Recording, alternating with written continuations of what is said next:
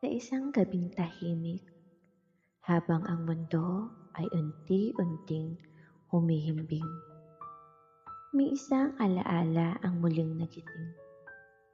Isang lumang bintana, isang batang nakatingin sa buwan, at isang panahong hindi minamadali ng orasan ang pagkabata.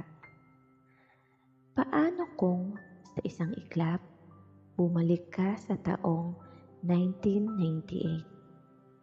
Panahong ang kaligayahan ay matatagpuan sa simpleng laro sa kalsada, sa tunog ng lumang telebisyon, at sa mga pangarap na kasing lawak ng bukirin sa ilalim ng maliwanag na buwan.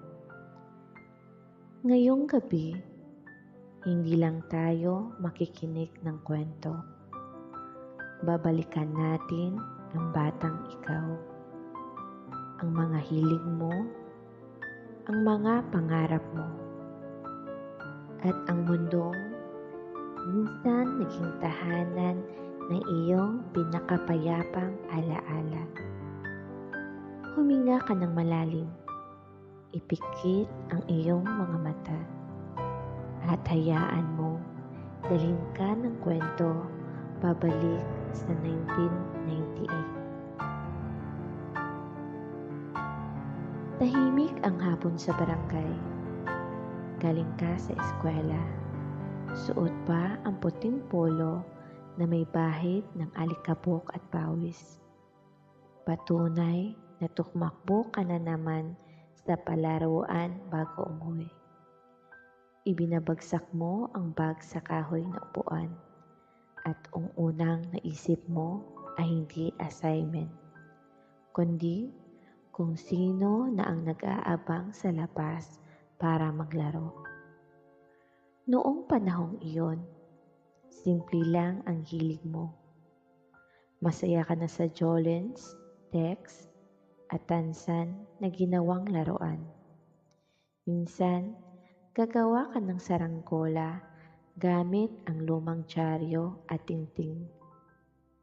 Minsan naman, habulan hanggang sa mapuno ng tawa ang buong kalsada. Hindi mo iniisip kung anong oras na. Ang mahalaga ay ang liwanag ng araw at ang saya ng mga kaibigan. Kapag umuulan, malamang nasa loob ka lang ng bahay. Nakaupo sa sahig habang nanonood ng paborito mong palabas sa lumang telebisyon. Aayusin mo ba ang antena para luminaw ang channel? At kapag brownout, out, hindi ka nagrereklamo.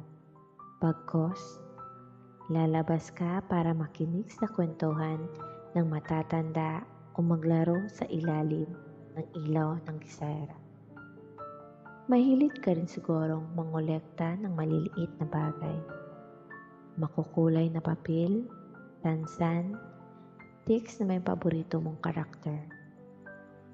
May paborito kang chicherya na binibili sa tindahan tuwing may sukli ka.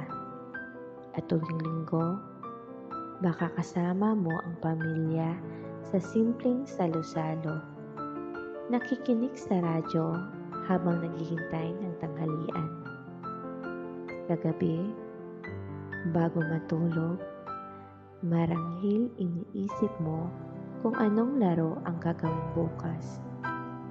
Wala pang bigat ang mundo. Ang problema mo lang ay kung sino ang taya sa taguan o kung makakabili ka ba ng bagong Jolens sa susunod na linggo. At habang nakahiga ka sa ilalim ng kulambo, may electric fan na umiikot. Unti-unti kang dinadala ng hangin sa mahimbing na tulog. Kung babalikan mo ang sarili mong iyon, ang batang ikaw noong 1998, marahil makikita mo ang isang pusong simple lang ang ligaya.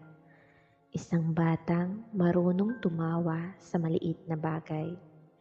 Isang batang hindi pa nagmamadali, kundi marunong mag-enjoy sa bawat sandali.